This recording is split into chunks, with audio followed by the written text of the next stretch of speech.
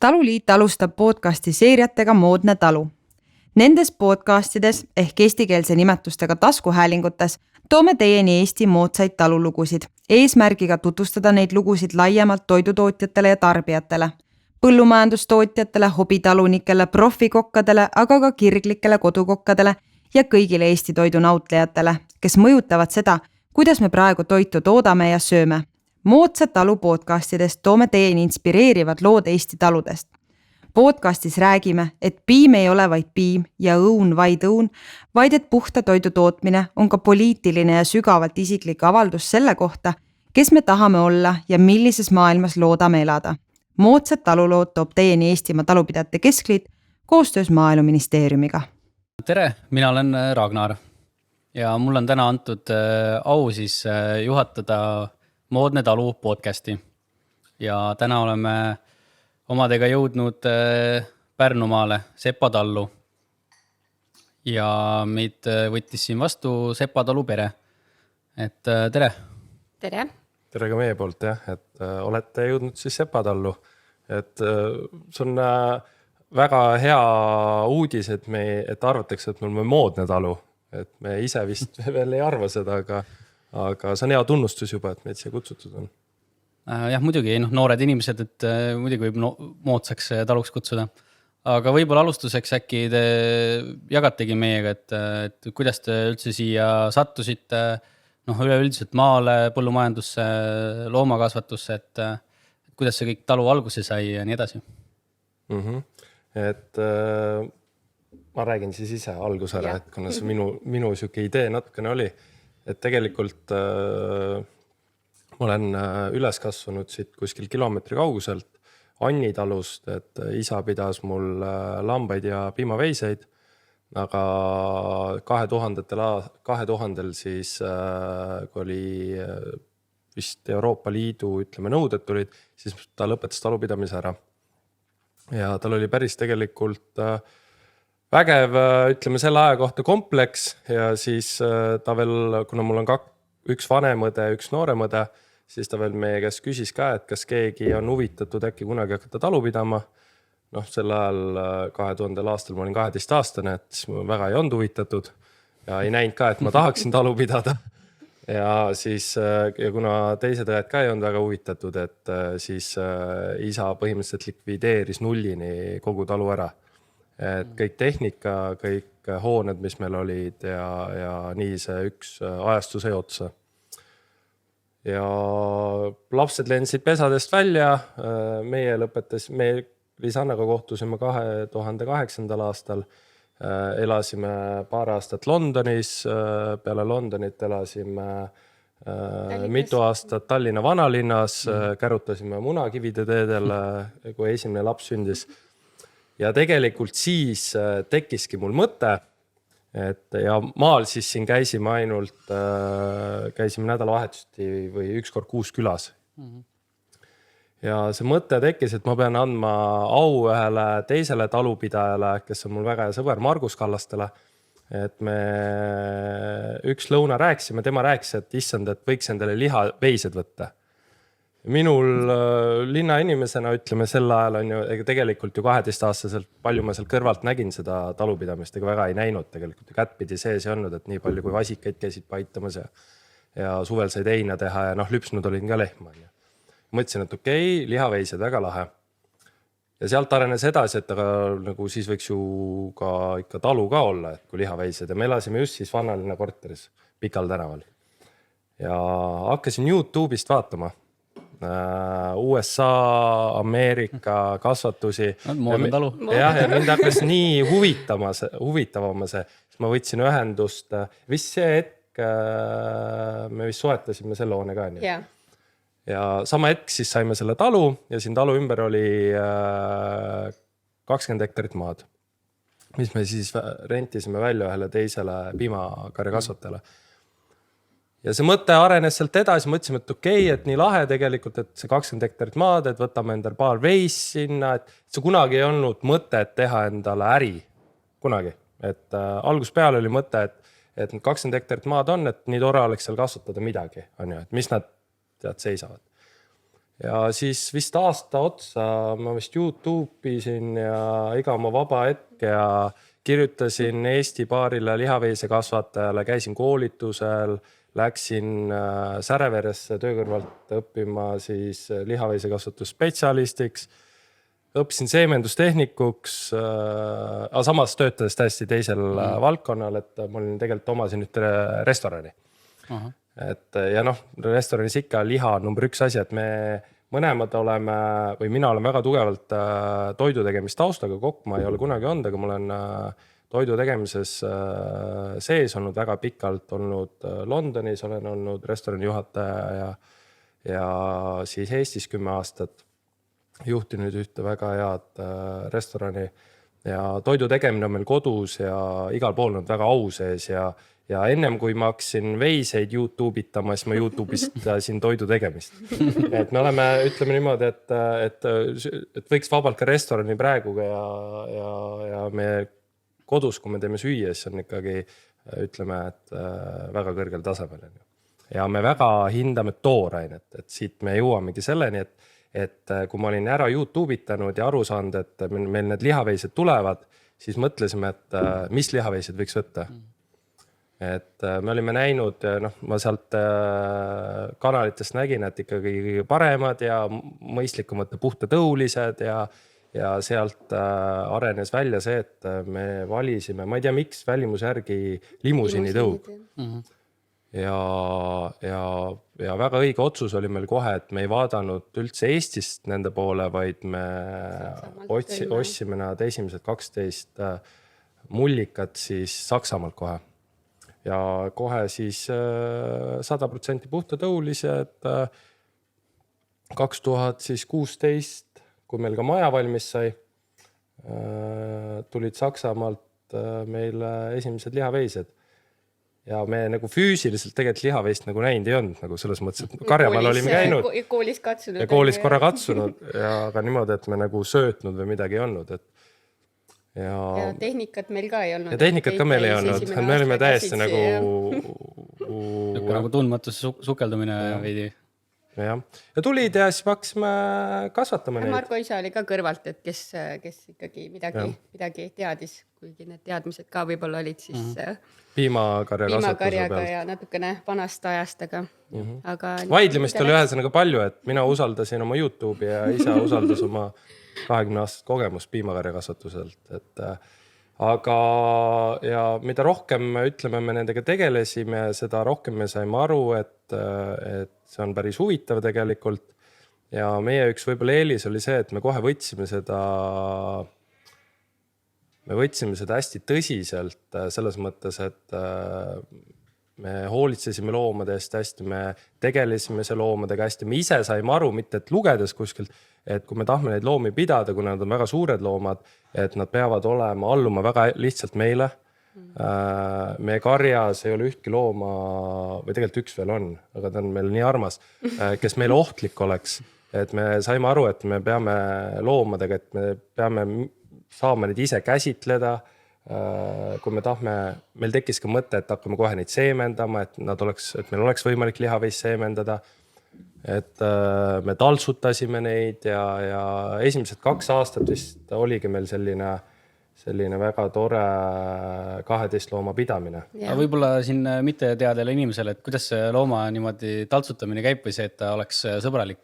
Et ma ise pean ka lihaveised, et meil on need sellised suht vabapidamise peal, et tihti suht metsikud, eks ju, et need sellised, kes on selline mittesobiliku iseloomuga, et siis sa praagid nad välja, eks ju, aga kuidas see välja näeb, et sa nagu neid kodustad siis nii-öelda? Jah, et iga päev tegelesime. Iga päev käisime, algus kui nad tulid ka väga suurest karjast, siis täpselt nad olid väga pelglikud. Me käisime kohe karja keskel, iga päev istusime, tunde istusid, nii kaua kui loomad hakkasid sinu juurde tulema ja siis hakkasid ju eristama looma, et vaatasime loomapsühholoogiat, see kõlab natuke naljakana, aga tegelikult on niimoodi, et saime aru, et mõni loom on natuke kartlikum, mõni on ütleme äkilisem, mõni on uudisimulikum, mõni on niimoodi, et alguses pelgab ja vaatab, kui teised on julgemad, siis tuleb selja tagant ja on kõige julgem. Nagu inimesed. Ja me õppisime igat looma nagu tundma nagu nii siis nende iseloomu ja niimoodi see nagu edasi läks. Pluss aitas väga kaasa, et kuna me ise tahtsime olla selle asja sees väga lihaveise kasvatuses ja teada, mida teised teevad ja siis meil vist teine aasta osalesime ETKÜ poolt korraldatud siis jõudluskatses ühe oma pulliga. Ja seal ma nägin ära siukse asja nagu halter training ehk siis kuidas pullid õpetati nööri otsas käima, mis mulle pakkus üli huvi. Väga huvitav, jah. Ja ma nägin selle seal ära ja siis ma võtsin YouTube'i lahti ja vaatasin, kuidas teha halter trainingut ja võtsin enda esimesed 5 pulli, kes siin olid ja õpetasin kõik nööri otsas käima. Niimoodi, et kui nad olid mul valmis, et ma võin nad välja tuua, siis ma jalutasin nendega siin ümber maja. Ja peale seda me hakkasime tegema nagu, me tahtsime, et meie sugupullid oleks kõik võimalikud nööri otsas käima ja kuna me järjest rohkem saime aru, et kui me tahame sellist farmi ülal pidada, siis me kunagi ei lähe massidesse. Me ei saa kunagi, et meil on 600 lihaveist, et saada seda masstoodangut, siis me saime aru, et meil on vaja teha aretust. Ja kuna meil oli niikuinii 100% kari, siis me hakkasime tegema seemendust, valisime pulle, et toota siis teistele karjadele materjali. Ja kasvatades siis vaikselt. Aga need pullid siis ongi, et kui nad nööri otsas käivad, et siis et see ongi siis tähendab sinu jaoks seda, et see on nagu, et sa kontrollid teda siis paremini, eks, et selle mõttega. No kõik ei sobi, et me oleme teinud niimoodi, et need pullid, kelle ega kõik ei sobi aretusse ka, et see süsteem meil läheb välja niimoodi, et meil, kui vasikad poegivad või kui lehmad siis vasikad tulevad, siis me alguses hindame nende, kuidas vasikas toimetab esimesed 2 päeva, juba paneme endale kirja, et kas seal vasikal on potentsiaali, muidugi vaatame kaalu, vaatame põlnemist ja siis kogu kuni 6 kuuseni, kuni me esimest korda neid kaalume, hindame nende iseloomu, käime kogu aeg karjas, vaatame, kuidas on nende, kas neil on mingid terviseprobleeme, kuidas on nende kasvupotentsiaal ja peale seda siis peale 6 kuud teeme otsuse, et kas nendest võib-olla 20 pullvasikas keegi sobib aretusse või sobi, et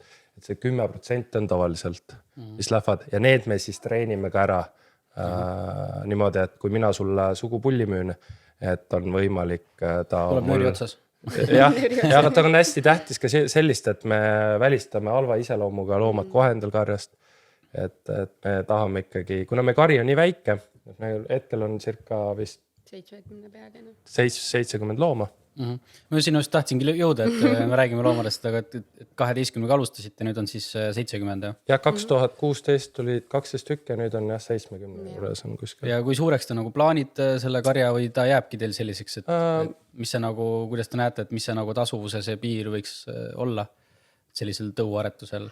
Jah, et me oleme ka arenenud, et 2016 alustasime, nüüd on siis mitu aastas, 6 aastat on ju. Jah. Et me oleme natuke nagu jällegi teistmoodi lähendanud, me alustasime 20 hektariga, tänase päeva seisuga on meil vist 200 plus hektarit maad, mil me majandame. Me oleme kogu aeg hästi orgaaniliselt kasvanud, et kunagi ei ole liiga palju võtnud, aga nüüd me oleme jõudnud sellisesse faasi, kus nagu võiks nagu rohkem olla ja me oleme julgemad ka. Pluss me oleme ainult omaniku laenuga majandanud ja siis kaasa on aidanud meil siis noornud talunik. Toetustest me vast jõuame veel ka täna rääkida. Aga miks ma selleni tahtsin jõuda, et kui me alguses kindlasti 100% tahtsime olla aretusfarm, siis tänapäeval me ikkagi mõtleme, et kuidas hästi tähtis on kasvatada endale, et kui sinul on piimakari või kellelgi on lambakari või keegi kasvatab vilja või kasvatad viinamarju või toodad, et mida sa ise tarbid. Et kokkuvõttes ju kogu see lihaveise kasvatus on ju sellel eesmärgil, millele meie iga päev jõuame, on see, et kui me kutsume oma sõbrad külla, et ma tahaksin oma looma liha panna siia laua peale ja ma oleksin kõige uhkem selle üle. Et me järjest rohkem vaatame aretuses just geneetilist suunda, mitte et see loom oleks võib-olla kõige suurem, kõige lihalisem, kõige parema kasvupotentsiaaliga, vaid selles suunas, et kuidas meil oleks võimalik seda kõige kvaliteetsemat liha toota. Ja tänu sellele meil on karjas nüüd üle-eelmisest aastast ka puhtatuulised angused ja meil on ka karjas esimesed vägiud, et mis on siis Jaapani tõug. Vagiud on päris huvitavad loomad, jah. Ja pluss meil on lambad, Gotlandid, siis meil on valgepead ja siis meil on üks kits ka. Ahah. Ma just tahtsingi küsida, ja 3 koera. Et ennem oli jutt lammastest ka, et kui palju neid lambaid on ja et kas see on ka nagu mingi suund teil, kas te seal ka tegelete selle aretuse poolega või need lambad lihtsalt lisand?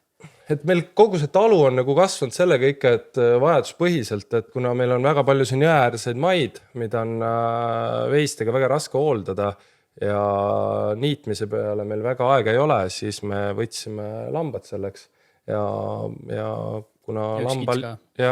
Kits kolis naabertalust, et... Jah, kuna naabertalu müüdi maha ja siis neil oli üks kits, siis me adopteerisime kitse ka.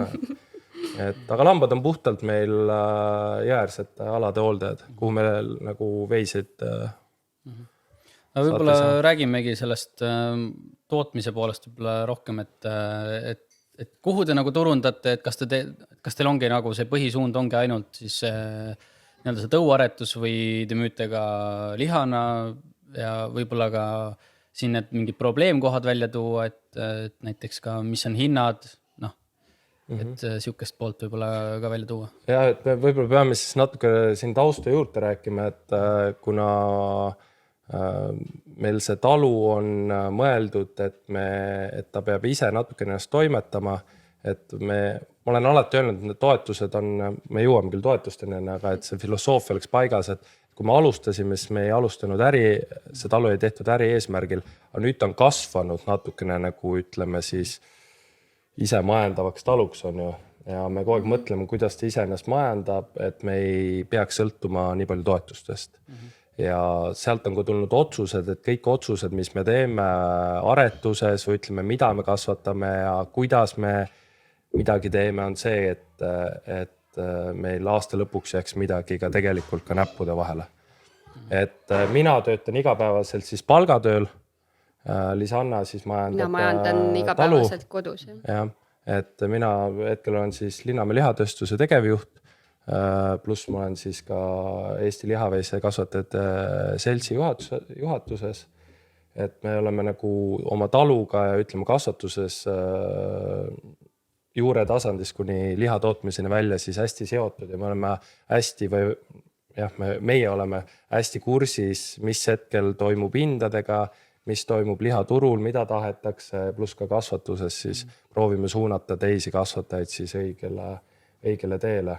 Siia vahepeal ei poleks nendele nii-öelda ühistegevuse peale, et kas te nagu näete, et see tänapäeval, et see ongi see moodne talu nii-öelda selline, et kas see ongi nagu üks siuke hästi vajalik asi, mida peab tegema, et koos teha ühistutes olla liige, et kas te näete, et see on nagu tänapäeval väga oluline osa või see on lihtsalt pigem midagi, millega te olete nagu kaasa läinud, et kas te näete nagu seal mingit reaalset kasu või?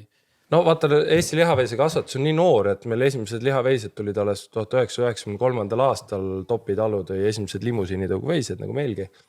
Et see on siis 30 aastat oleme ainult teinud seda, et võrreldes teiste maailmadega, kus on nagu tehtud 100 aastaid seda on ja et me tegelikult õpime alles seda ja need õiged suunad, me maksame väga palju kooliraha. Et nagu mina näen, et see koostöö on tegelikult väga tähtis, just see info jagamine ja et me siin ennem laua taga arutasime nagu nende, ütleme, noortalunike toetust ja see protsent, kust läbi kukkutakse, et mina olen alati öelnud natuke seda, et võib-olla see, ütleme, lihaveise kasvatus on ka äri ja ta peab olema kogu aeg äri eesmärgil tehtud, et ma mõtlen just seda äri eesmärgil, et kui keegi alustab sellega, siis ta peab ikkagi tegema reaalse äriplaani ja vaatama, kus ütleme tulu läheb, et seda tuleb võtta hästi väikes, isegi kui ta on väike, ta peab olema äri eesmärk ja selle hästi läbimõeldud otsused tuleb teha täpselt nii, nagu sa peaksid oma poodi või sa pead mingit muud äri. Ja pluss see, et meil on tegelikult olemas inimesed Eesti lihaveise kasvataja juhatuses, kes teevad neid asju edukalt, et me pole kellelegi ei öelnud ja selleks me olemegi, et nõustada teisi talusid, et võib-olla mis tõugu valida, mis maale või ütleme maadele ja ütleme ka meie lihatööstusena pakume ka koostöövõimalust, et kui me kasvatame seda lihaveist, siis hästi tähtis on see, et mis selle loomaga sees on, et anda talunikele tagasisidet, et kas see tulemus nüüd oli hea, mis siia tarvikule jõudis või on kas arenguruumi või on väga hea, et näidata suunda siis ka talunikele, mida teha. Aga kas ise kuidagi kontrollite ka näiteks enda veiste toitumist, et noh, eks ju piimakasvatus on see väga, noh, eks ju ilma selleta ei saagi, et sa ratsioneerid ja väga täpselt toidad, et kas te nagu ka olete selle peale mõelnud või on tal ainult nagu nii-öelda karjamaa peal või kuidagi seda poolt ka natukene? Jah, ikka.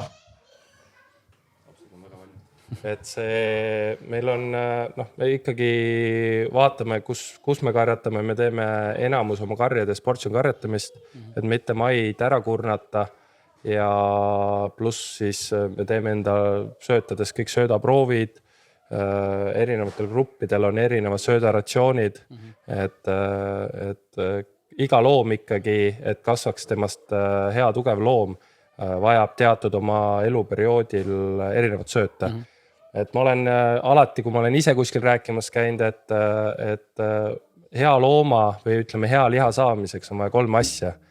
On hea sööt, hea omanik ja hea geneetika. Et kui nendest üks on puudu, siis tegelikult on väga raske seda tulemust saada. Need kõik 3 peavad olema hästi tehtud. Võib-olla sa natuke selgitad ka, et mida tähendab portsjon karjatamine, et võib-olla jälle meie kuulajad kõik ei tea täpselt, et mida see tähendab. Et me oleme portsjon karjatamist siis harrastanud nüüd 3 aastat, suureski tänu Sairi Külvetile, kes on selle, ma arvan, Eestis pioneer. Ja kuna me Airi Külvetiga just koostöö mõttes väga palju suhtleme, siis oli seda hea nagu õppida ja see avas meile väga head silmad. Et ühesõnaga portsjon karjatame on meie jaoks see, et me jagame koplid teatud suurusele, kui suure siis ammekarja või noorkarja me sinna peale paneme. Ja siis meil on vist siinpool jõge oli circa 9 koplit ja siis teisel pool on circa veel 12 või 14 koplit. Ja siis nad hakkavad liikuma ühelt koplilt teisele teatud aja tagant, et me ei kurnaks maad ära, et me üle ei karjataks. Et võib-olla kui te kõrvalt vaataksite, ütleme, et tuleb siuke vanema kooli härrasmees meie karjamaid vaatama, siis ta ütleks, et need on, et loomad võiksid veel nädalaid seal peal olla, aga see on puhtalt sellepärast, et kuna loomad, kui nad on karjama peal, siis nad eelistavad nagu ka inimesed teatud maisvamaid taimi ja nad kipuvad seda kõige paremat taime ära sööma ja need, mis väga ei maitse, need nad jätavad alles. Tallavad lihtsalt. Jah, et siis me tahame, et me karjamad taastuks kiiremini. Me liigutame neid siis circa iga mõnel karjamal vähem kui nädala jooksul, mõnel karjamal üle nädala, et oleneb ka kopli suurusest ja meil väga aitas see just selle, kui nüüd 2 suve on järjest olnud põud. Et meil ei ole karjamad ära põlend. Et me hoiame seda niiskus seal ja see väljendub kõige paremini ikkagi ema piimakuses ja siis noorloomade juurtekasvus. Et see ongi siis selline nagu kerget selline looduse enda matkimine, et loomad ju ka looduses liiguvad ringi. Nad ei viibi ühe koha peal väga pikka aega ja niimoodi siis taimik saab taastuda ja loomadel on jälle süüa, eks. Et eks ta meil rohkem nagu tööd teeb, on ju, et karjamade tegemist on palju ja seda liigutamist, vee liigutamist ja elektri liigutamist on nagu väga palju, aga me näeme, et just see väljendub jällegi see, et kokkuvõttes on see, et mis me tahame, et me tahame ju, et see ema ehk amm oleks õnnelik ja vasikas kasvaks hästi. Aga siin hektaritest, et 200 hektarit ja 70 looma, et kui palju on üldse nii-öelda ühe looma kohta maad vaja, et see portsjon karjatamine kõik nagu väga edukalt välja tuleks ja et talveks sööta varuda ja... ütleme, et kui teaduslikult võtta, siis öeldakse, et 1,5 hektarit amme kohta on maad vaja, et sinna alla käib ka siis see suvel see vasikas, aga me näeme, et ikka natukene rohkem on vaja. et ja oleneb ka muidugi, kus sa karjatad, et kas sa karjutad põllukultuuri peal, püsirohumaadel ja oleneb, kas sa teed portsjonkarjatamist, ei tee portsjonkarjatamist, et võib-olla kui me portsjonkarjatamist ei tee, meil oleks rohkem maad vaja ja kõik oleneb, mis seal maal on ka ennem tehtud, kui viljakad on su maad on ja oleneb kõige rohkem, mis tõug sul on, kas sul on intensiivne tõud või siis ekstensiivne tõug, et meil on enamus on intensiivne, et nad vajavad rohkem ja ütleme külluslikumat sööta, et kasvada paremini, et siis meil on ka natuke rohkem maad vaja. Ja pluss me teeme kõik sööda ise varume, me ei osta sööta, et me silo tegime see aasta natuke üle 300 rulli. Ei näe, kuskil 1000 ja siis põhku ka veel.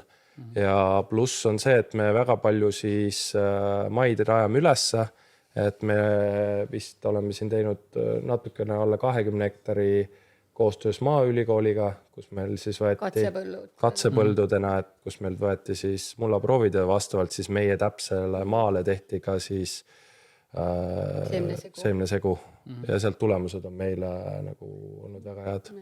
Et siis selles ka näete nagu potentsiaali, et teadusasutustega nii-öelda koostööd teha ja et see nagu annab juurde kindlasti. Jah, ma jällegi jõuan selleni tagasi, et muidu ma nagu vana makk, aga tegelikult kogu see veise kasvatus ja kui sa tahad seda hästi teha, me oleme mõelnud, et me peame kõike tegema nagu me peaksime mingit muud äri, et me peame tegema proove, me peame vaatama geneetikat, meil peab olema kõige parem sööt, hoolitsema loomadest ja kõik numbrid peavad aasta lõpuks kokku jooksma.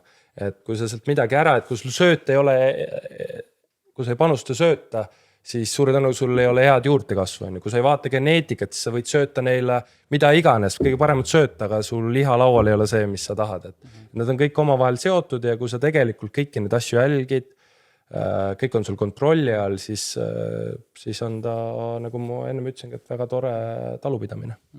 Ja müüte siis peamiselt Eestisse või teete ka välismaa ettevõtetega koostööd?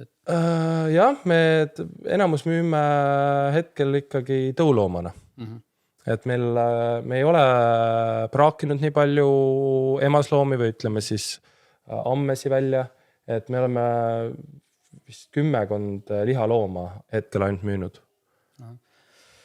Nii, enne võib-olla, kui me lähme, ma ei tea, sellise probleemide juurde, et siis võib-olla räägiks lihtsalt sellest maal elamisest ja te olete siin ka avatud talude päevadel nii-öelda olnud avatud, eks ju. Et jah, enne siin rääkisime ka, et on järgmiseks aastaks on ka suured plaanid, et võib-olla üldse sellest maal elamisest, et mis on teie jaoks see siuke, mis teid ajendas siia maale tulema üleüldse, et võib-olla mitte nii paljugi see loomakasvatus, aga üleüldiselt, et mis see nagu motivatsioon oli ja siis sellest avatud taludest ka, et mis nagu, et mis kasu te selles näete ja et miks te nagu seda ikkagi aasta-aastat teete?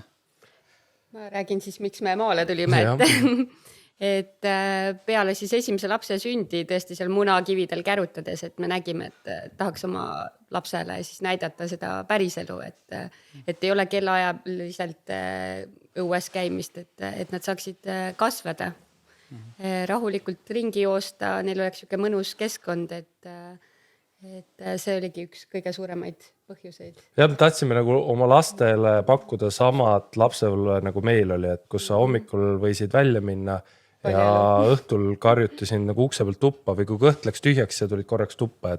Et ja teine see maal elu, et meil, et sa saad siin koertega joosta, keegi ei ütle sulle ära, jõert ei tohi minna, aga võtadki oma seal pulgakese, mõtled välja, mis sa sellega teed nüüd täna, et see arendab esiteks last, et tegelikult see nagu ma enda pealt näen, et see andis mulle nii palju juurde ja ma tahaks oma täpselt lastele samat asja pakkuda ja pluss meie lapsed on väga, meil on siis 2 tütart, üks on 9, üks on 7-aastane, et nad on kättpidi ka sees meil väga palju loomakasvatuses, et ma ütlen, ma just siin oma tuttavatele alati räägin, et mis meie lapsed õhtuti teevad, et me just tõime karjamaadelt lambadera ja kitse ja siis meie tütred siis õhtuti, kui koolist koju tulevad, õpivad ära, söövad ära, siis nad lähevad lambalauta.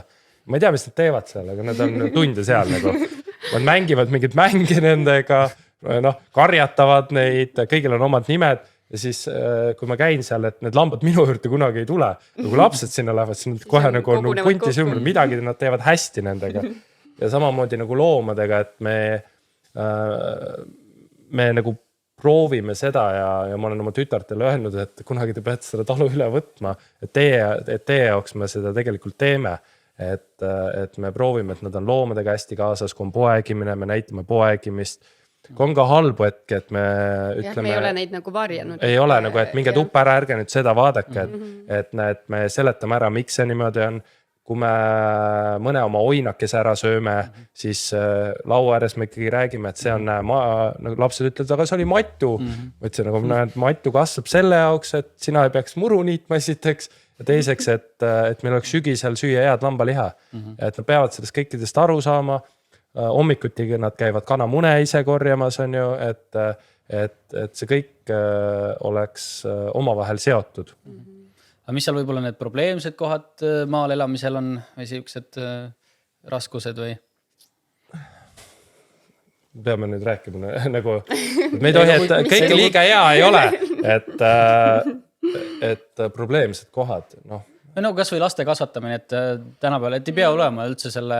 Õnneks on meil siin kool on lähedal 4 kilomeetrit, hommikul postkasti juures tuleb võtta buss peale, et õhtul tuleb tagasi, et transpordiga pole probleeme. No probleemid, no mis on probleemid, on probleemid, on see, et kõik võib hästi olla, aga ei pea olema probleeme. Meil on elame nagu, noh meie jaoks on, need on võib-olla pseudoprobleemid teiste jaoks, aga meie jaoks on väga tähtsad probleemid. On näiteks meie sügis ja kevad. See on meie jaoks kõige kurnavam probleem. Kuna me alustasime ilma siis ütlema mingi väga suurtemate investeeringute ja me oleme teadlikult seda teinud, et see talu iseennast natukenegi majandaks. Et siis, nagu te teate, et meil hakkab septembri lõpus sadama ja siis mõni aasta meil on see lõppenud mais, on ju. Ja nagu te ise siia sõitsite, siis need teed võib-olla ei ole kõige paremas korras, et lõhume autosi väga palju. Et piduriklotse tuleb tohutult palju vahetada. Autod on kogu aeg väga mustad, ise oled kogu aeg väga must. Kuna meil on 3 tööliine saksa lambakoeri, kes igapäevast lahti me neid tegelikult kinni ei hoia, isi kui meid kodus ei ole, nad istuvad ilusti silla peal. Neil meeldib jubedalt joosta. Ja siis meil on maja taga väga ilus hooldatud muruplats, aga kahjuks kevadeks enam ta ei ole väga ilus muruplats, seepärast nad on ta mustaks jooksnud. Et meil on sellised väiksemad probleemid, et lapsed jooksevad mustade kummikutega toas ja nii edasi. Aga see ongi kõik, see maal elamise siuke võlu ja valu, eks ju. Ja pime aeg midagi on meie jaoks nagu väga suur probleem, et kuna mina lähen hommikul, mina ärkan 6, lähen tööle ja ma tulen pimedast tagasi, siis tegelikult ma väga palju valget aega ei näe. Kodus vähemalt ma ei näe. Et sellised pisikesed probleemid, et muidugi riik võiks rohkem toetada talusi ja rohkem ütleme huvituda, mis me siin teeme. Ja see tegelikult maal elamine on meile mõjunud nagu ülipositiivselt.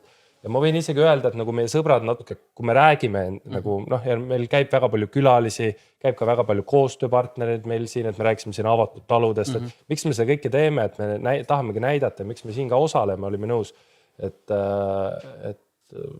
on stressivabam, on ju, et see alguses ka loomade pidamine, et seal on palju tööd küll, aga tegelikult me nagu natuke maandame oma stressi ka seal, et ja tegelikult on fun ja kui sa oskad sellest iga kunagi ei hakka, on ju, ja kui hakkab igav, siis midagi ei saa kunagi valmis, alati saad juurde midagi ehitada, alati saad loomi juurde võtta, et need väiksed probleemid, mis tegelikult on, need head asjad ikka kaaluvad selle üle. Tind võiks parem loomal olla ja kõik see muu asi on tegelikult tähtis, aga kokkuvõttes on ju hästi. Siin just tahtsingi jõuda, et lõpuks, et siis, et kas need head asjad kaaluvad üle kõik ja lõpuks on ikka kõik hästi. Kindlasti, jah. Aga jah, et kui me nüüd rääksime nendest probleemidest, võib-olla siis äkki nüüd tootmise poole natuke tagasi, et kuidas on siin, nüüd viimase aasta jooksul on, eks ju, väga põnev teema elektrienergia hind ja ka rohepööre ja et kuidas see võib-olla teid mõjutanud on? no meid on elektrihind globaalses mõttes on ikka mõjutanud ja eks me ikka muretseme, et meil tegelikult tuleb nüüd, me rajame päiksepargi endale ja eks me kogu aeg mõtleme, et kuidas saada, kuidas enda suuri kulusid nagu hoida minimaalsena. Et kütus, mis on teinud meeletu tõusu on ju, me isegi arutasime välja, et meil on isegi see aasta oli odavam mõnda teenust osta sisse, kui osta ise kütust ja teha ise seda teenust. Et mis nagu, et kogu aeg peab kursis olema, mis hinnad teevad, et ja pluss mis üldse põllumajandusega saab siin järgmise 10 aasta jooksul, et kuna me oleme ka mahetootjad, et me näeme seda, et seda suunda me kindlasti jätkame ja võiksime minna ja kindlasti tulevikus mõtleme kogu aeg kaasa, et kuidas rohkem ütleme siis, ma ei nimetaks seda rohepöördeks, vaid ütleme, et kuidas loodussõbralikumalt toota. Et ilma nende veisteta ma näeksime, et meil sellel 250 hektaril toimuks intensiivne põllumajandus, kas on siis vilja kasvatamine või on see midagi muud. Et meie näeme, et me hetkel nagu oma loomadega ikkagi, kuna nad elavad kõik või ütleme, need loomad karjatavad ja see meie arust see ikkagi jalajälg on tunduvalt väiksem kui 6 John Deere'i, mis seal põllu peal muidu müttaks. Et ma olen alati teiste põllumeestega hakanud vaidlema, et näed, minu loom käib 4 korda üle on ju, tema jalajälg on selline. Ja siis ma olen küsinud, et mitu korda sinu traktor nullist lõpuni käib põllu peal. Et võib-olla see on 6 korda, võib-olla on see 7 korda, et ma kuidagi ei näe, et ütleme, taimekasvatus on kuidagi loodussõbralikum kui väiksema jalajäljega kui minu veis. Väga head punktid. Aga nüüd võib-olla seda, et mis üldsegi see, nüüd meil hakkab uus periood ja nii-öelda see rohepööre, kõik talust taldrikule strateegiad, et kuidas see nagu loomakasvatust puudutab või just nagu teie talu, et on seal ka mingid kohti või te just näete, et see on pigem selline kasulik, seda võib-olla natuke avada, et ma ise nii väga ei olegi kursis, et mis üldse rohepöörde valguses loomakasvatusega seotud on. Eks ju need süsinikuheite vähendamised ja üleüldine vist loomakasvatuse vähendamise eesmärk, aga et kuidas see nagu teid nagu puudutab või nagu mõjutanud on või mõjutab? No ma ütlen, et tegelikult taluna vaata, kuna ma olen ise seltsi juhatuses ja pluss ma nagu käin väga palju, reisin ringi ja ma nagu teiselt poolt olen selle teemaga kursis, kui me räägime ainult talu seisukohast, nagu sepa talu seisukohast, ega me ei ole väga palju tegelikult tähelepanu nende toetustele ja rohepöörele nagu nii palju pööranud, mis meil ees ootab. Et mul hea näide on, ma käisin augustikuus Iirimaal, kus me olime siis erinevate farmerite juures ja seal näiteks olid karjamaade peal siis loomadele, et palju loom siis sisse välja hingab, mõõdeti siis palju ta siis süsinikku toodab. Ja ma nägin, kui aktuaalne teema see seal oli. Kahjuks on niimoodi, et kui see on täna seal väga aktuaalne, on ju, siis 10 aasta jooksul on ta meil väga aktuaalne ja siis ma pean hakkama sellele nagu väga mõtlema. Ja pluss kindlasti me teame juba, et ju uues perioodis toetused on tegelikult vähenenud ja väga keeruliseks läinud. Kui ma võib-olla ainult talu peaksin hetkel oma talusin, siis ma võib-olla ei oleks ka nii teadlikud nendest, sellepärast et nendest võib-olla, need on väga keeruliseks tehtud, kuidas palju, mida me arvutada saame.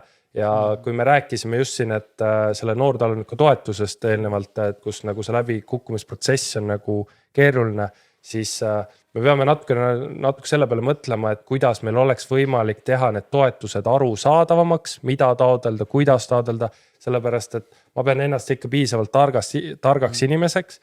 Isegi minul on natuke keeruline aru saada kõikides punktides, mida ma täitma pean või mida ma ei tohi täita või mida ma pean hakkama täna täitma, et saada 2 aasta pärast seda toetust. Et ütleme tava talupidajale, kes võib-olla ei ole nii nutisõber ja võib-olla igapäevaselt ei loe neid artikleid on ju, siis järjest keerulisemaks, ma arvan, läheb on nendele järge pidada ja läbi selle paljud talud kaotavad, ma kardan ka väga palju toetusi, mis võib-olla nende jaoks esmatähtsad. Ilma nendeta nad võib-olla ellu ei jäägi. Et kindlasti ma näen seda, et need toetused peavad olema ja nad ütleme, peavadki olema, aga me peame ka võib-olla oma talunikke rohkem ütleme sealtpoolt harima, et me teaksime, et see talu tuleb pidada kui ikkagi äri ja mõelda kogu aeg niimoodi, et need toetused oleksid supportina nagu ekstrana, kui see, et kui ma neid ei saa, siis minuga on läbi. No, see on väga hea koht kuhu jõuda just, et siin on väga palju räägitud sellest ka, et üldse põllumajanduses, et see eks ongi see toetuste see süsteem on suht keeruline, eks, et võib-olla paljud ei teagi väga palju sellest, et kuidas taodelda ja nii edasi, aga siin räägitakse ka palju sellest, et see toetuste osakaal juba nii-öelda selles ettevõtte nii-öelda rahavoos jääb niivõrd väikseks, et võib-olla väga paljud enam ei tahagi pingutada selle nimel, et need toetusi taodelda, sest et see enam ei anna nii suurt efekti, kui ta võib-olla andis varem, et kuidas sellega nagu teil on, et jah, nad võiksid olla nagu rohkem siis proportsioonis nagu sellega, mida sa toodad. Et ma jällegi toon jälle, et ma tean, et sina oled piimakarja kasvataja. Ka lihaveised. Ka lihaveised on ju. Et kahjuks on niimoodi, et kui sa ju täna sünnib sulle vasikas, siis suure tõenäosusega, kui sa tahad tast nagu ütleme midagi talust või farmist nagu taldrikule kasvatada, see tähendab sinu jaoks 2 aastat miinimumi, on ju, vähemalt. On ju. Aga ja siis tehaksegi otsuseid, et kuna meil on vaja ju likviidsust ja käivet lihaveise kasvatana, siis näed, ma pean müüma tegelikult mõned noorloomad ära 6-kuuselt on ju, siis ma pean praakima, et hoida käivet, et see lihaveise kasvatus on ütleme väga pika vinnaga ja need otsused, mis me täna teeme nii aretuses või kas me jätame looma, ei jäta ja investeeringud, nagu sa ise tead, on nagu meeletud, kui sa tahad nagu väga hästi teha, on ju. Et need otsused ongi väljenduvad alles ju paari aasta pärast, et kas ma tegin õige otsuse või teinud. Et kui me täna on lihahind on kõrge, siis 2 aasta pärast või isegi poole aasta pärast võib ta olla nagu põhjas. Et just seda poolt peaks nagu toetama ja pluss see, et kui me tahme jõuda teiste riikidega sarnasele tasemele kasvatuses, on ka investeeringud. Et see investeeringu maht on lihaveise kasvatused väga suur. Kui meil neid investeeringut ei võimaldata, siis kahjuks ka see tase ei saa kasvada. Siis nad kasvavadki väga paljudel põllu peal, tehakse sööta nii, nagu võimalik on, võib-olla ei tehta neid proove söötadele. Ratsioonidest me üldse ei räägi, on ju, mis sa seal ikka seal korvis ratsioonitad on ju. Ja nii ta siis tammubki paigal. Ja ma just ise näen ka seda, et need toetused ongi võib-olla sellised, ma ütleks, et pigem tarbija jaoks kasulikud, et tarbijale tähendab see siis võib-olla natuke madalamat selle lõpptoodangu hinda, et kui nagu toetatakse seda tootmisprotsessi. Aga te ise olete mõlemad, eks ju, noortaluniku toetuse ka saanud. Et sellest võib-olla ka, et see on meil on nüüd praegusel perioodil on nüüd siis 60 000 ettevõtte kohta, teil vist oli 40. Et kui suur nagu, eks ta kasuks on ta kindlasti, aga võib-olla seda tausta, et mis sellest üldse loomakasvatuses saab või? Me saime, mina sain veised ja Lisanna sai teised veised. Ja pluss kogu natuke tehnikat. Aga see tehnika on ikkagi nii nagu minimaalne. Nii minimaalne selle kõrval, mida tegelikult vaja on. Et Lisanna korra mainis, ma lihtsalt näitan, kui sinisilmsed me võib-olla alguses olime, et kui me esimesed veised tõime, siis meil traktorit ei olnud ja meil ei olnud esimene aasta traktorit. Ja ilusad käed. Ja meil olid väga sportlikud kehad siis, sellepärast, et kui me veised tõime, meil ei olnud ka maad ja sööta varutud. Et me tõime nad maikuus, siis see kogu 20 hektarit läks karjatamise alla, siis me ossime kogu heina ja siis kuna hetkel te sõitsite üle väga turvalisest sillast, siis meil ei olnud ka sellist silda. Ja ainuke võimalus, kuhu sööt toodi, oli sinna tee otsa. Ja loomad olid meil siin sinu selja taga. Ja siis me rullisime. Iga päev me rullisime sealt siis oma 13 loomale rullieina. Lõpuks me rullisime ka silosi. Niimoodi, et me lõime raudtoika läbi. Ja siis üks ühelt poolt, teine teiselt poolt, talvisel ajal laega lohisesime 600-seid silopolle. Lõpuks me vedasime juba neid auto taga ja nii edasi, aga ja siis me saime aru, et me 15 aastat enam niimoodi ei tahaks teha, et proovime kuskilt soetada traktori, aga jällegi sama situatsioon, me olime ostnud veised ja ega meil ju rohkem raha ei olnud investeeringuteks. Siis oledki nagu null seisus, et ja midagi müüa ka ei olnud, et ma ei hakka neid samu veised ju maha müüma, et soetada midagi. Et siis ongi võimalik, et kas sul on väga paks rahakott, mida meil ka ei olnud, või oled väga leidlik ja siis proovid kuidagi nagu hakkama saada. Aga see siis, see ongi see, praegu ma loen nagu siit välja või näen, et see sõnum ongi seal see, et see ei ole tegelikult lihtne raha, mida saada, vaid seal on ikkagi tegelikult, sa pead selle läbi mõtlema korraliku plaani koostama, et kuidas, et sa ei saa ostagi, et ostad uisapäisa loomad, aga tegelikult muud asja ei ole, et see tuleb ikka läbi mõelda. No ja samas on see, et kui sa teed äriplaani, et nagu me oleks võinud traktori osta, on ju. Teades, sina teed väga täpselt, on ju, et 60 000 sa saad sükse enam-vähem traktori. Enam-vähem arvatavasti kasutatud, on ju. Tehnikat sa sinna juurde ei saa. Nii. Aga sul pole loomi ju. Mida kasutada. Ja siis võtad kuskilt odavat ristandit. Ei, sa ei saagi midagi. Nii. Võtame loomad ja traktori. Tähendab, et sa saad mingi ülivana, et sa enamuse parandad. Me tulime maale, meie õlinäpud ei olnud. Ma ei oska parandadagi traktorit. Me oleme õppinud lihtsalt töö kõrvalt. Nii. Ja siis võtad mingisugused loomad endale või võtad väga head loomad ja võtad 3 looma. Ma arvan, et äriplaanis, kui sa alustad 3 loomaga, järgmine aasta on sul 3 vasikat, see on nagu väga 20-aastane projekt, kuhu sa jõuad. Isegi meie 12 loomaga, me ostsime loomi kohe juurde ja me järgnevad aastad oleme iga aasta soetanud loomi juurde, et lihtsalt bioloogiline vara ja likviidsus tõuseks. Jaa. Aga nüüd võib-olla hakkame äkki lõpupoole jõudma, et lõpetada siukstel positiivsed teemadel, et mis teil selle taluga nagu tulevikus plaanis on, et nagu kuidas te näete, et kuhu te lähete, et teil on 2 tütart kasvamas, et kas te näete, et nemad nagu võtavad selle üle või on veel liiga vara selle peale mõelda, et kuna meil on üks hobune ka nüüd sellest aastast ja meil vanem tütar sõidab tegelikult siis ratsutab ja käib võistlustel ja me ikkagi suuremas plaanis on meil ikkagi plaan, et see oleks selline äge talu, kus oleme tuntud just oma liha kvaliteedi poolest ja aretusloomade poolest. Võib-olla mitte väga suur, aga kindlasti me näeme, et me lambakarja kasvatame kindlasti juurde. Suure tõenäoliselt tuleb paar hobust veel juurde ja et meie tütardel oleks siuke äge kompleks kunagi, mida üle võtta, kui nad soovivad seda.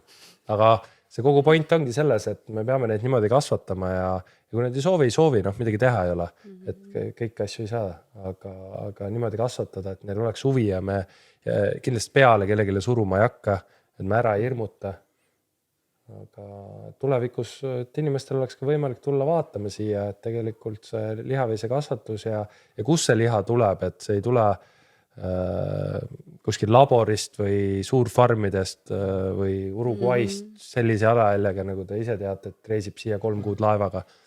Et tegelikult liha kasvab täiesti normaalsete inimeste juures ja Eestist on võimalik saada väga kvaliteetset liha. Me avatud taludel ka näitasime, et panime rahva traktori peale ja sõitsime põllu peale ja siis olid sellised tuurid. Ja kõik said loomi katsuda ka, kes tahtsid. See ongi väga tore, mulle ka nagu väga meeldib, et siuksed, et osaletakse nendel avatud taludel, et inimesed näevad, kuidas tegelikult Eestis maal elu käib ja eks ma siis kutsun ka kuulajaid üles järgmisel aastal siia teie sepatallu vaatama loomi ja seda, kuidas te siin asju ajate. Aga lõppu võib-olla on teil veel midagi öelda, mis ei ütlemata või mõned head sõnad kaasloomakasvatajatele või? jah, et isegi kui meil sügis on ja tegelikult on hall kogu aeg, et tegelikult kõik ei ole nii hall, et kõik siis lihaveise kasvatajad ja kes meid kuulavad ja või alustavad või juba või kellel on raske või kellel on väga hea, et hoiame kokku, suhtleme omavahel.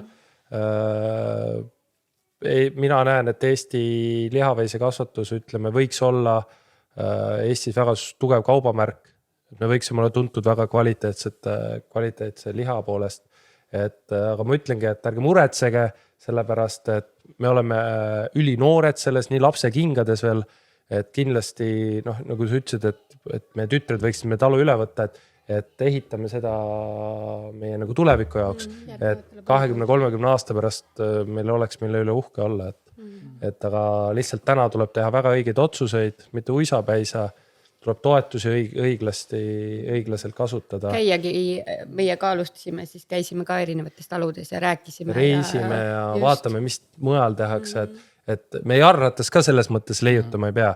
Ja kokkuvõttes ma panen jällegi südamele selle, et kõik kasvatajad, et mõelge selle peale, mida me kasvatame. Me ei kasvata loomade pärast, vaid me kasvatame, et see liha, mis taldrikusse jõuab, oleks väga kvaliteetne. Et inimesed helistaksid Matile, Markole või sulle ja ütleks, et kuule, et millal sul tuleb jälle see loom.